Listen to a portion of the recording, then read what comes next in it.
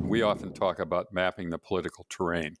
Over and over again, when I've talked to managers about frustrating experiences they've had, the story goes something like, we had this really great idea and we developed this program. It would have been wonderful if we could have got it through, but it got killed by the politics. And one of the things I'll ask is, so before you embarked on this thing, did you map the political terrain? And people will look at me as if, what the heck am I talking about? And mapping the political terrain has to do with basically looking at what's the field that I'm going to be playing on and who's going to be on that field? Who are the players who are likely to make a difference? And where do they stand? Are there some who are potential allies? I better talk to them and try to make sure I get them on board.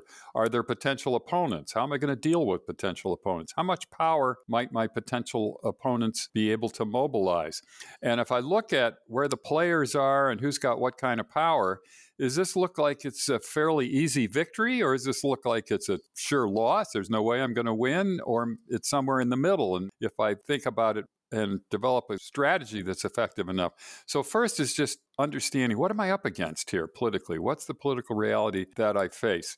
And I find when people don't do that, part of what they often do is they miss some of the key players. They haven't thought broadly enough about who might wind up playing on this field that they hadn't expected, who will get in their way.